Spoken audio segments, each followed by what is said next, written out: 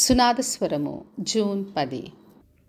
నానా విధములైన కార్యములు కలవు కానీ అందరిలో అన్నిటినీ జరిగించు దేవుడొక్కడే. కొరింథీలకు రాసిన మొదటి పత్రిక 12వ అధ్యాయము 6వ వచనం.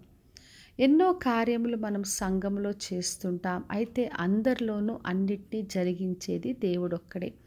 మరి ఎవరు ఏ కార్యం చేసినప్పటికీ కూడా అందరిలో కూడా ఆ కార్యాన్ని జరిగించి దాన్ని నెరవేర్చి దాన్ని గొప్పగా ముగించేవాడు దేవుడే.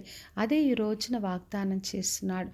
మరి ఎంతో మందికి ఆయన కృపావరములతో నింపుతాడు, తన పరిచర్ని అప్పగిస్తాడు, ప్రత్యేకపరుచుకుంటాడు. మరి ఎన్ని పనులు ఎవరికి అప్పగించినా కూడా ప్రతి ఒక్కరిలో కూడా దేవుడే తన కార్యాన్ని నెరవేరుస్తాడు.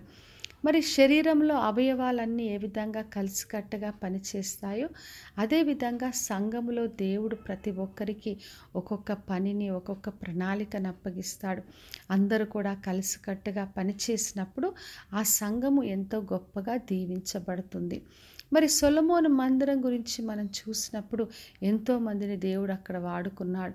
కొందరు గాయకులుగా ఉన్నారు, యాజకులుగా ఉన్నారు, మరి ద్వారపాలకులుగా ఉన్నారు.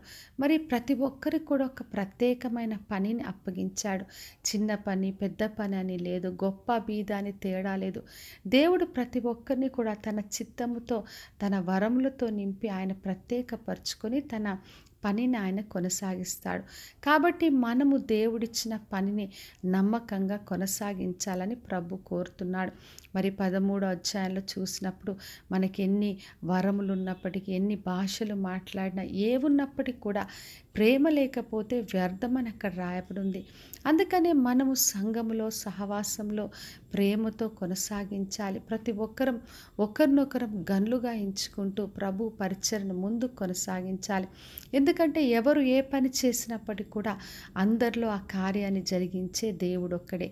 కాబట్టి నా ప్రియ సహోదరి, సహోదర, ఎటువంటి భేదములు, ఎటువంటి వివాదము లేకుండా దేవుడిచ్చిన ప్రతి పనిని నమ్మకంగా కొనసాగిద్దాం.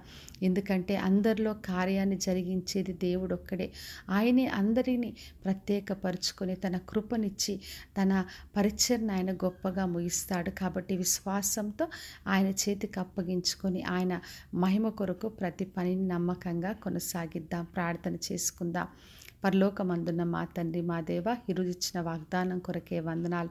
ప్రభువా, ఎవరు పరిచర్య చేసినా, ఏ వరములున్నా, ఎటువంటి కార్యాలైనా మీరే తండ్రి అందరిలో కార్యం చేసే దేవుడైనందుకు స్తోత్రం. ప్రతి ఒక్కరిని దీవించండి. అందరూ కూడా నమ్మకంగా మీరిచ్చిన పనిని కొనసాగించే కృపను దయచేయమని యేసు నామములో అడిగి వేడుకొంచున్నాను తండ్రి, ఆమెన్. ఈ శుభవచనము వినుచున్న ప్రతి ఒక్కరి జీవితంలో నెరవేర్చబడునుగాక. నేను మీ ప్రియ సహోదరి మంజులాచరణ్.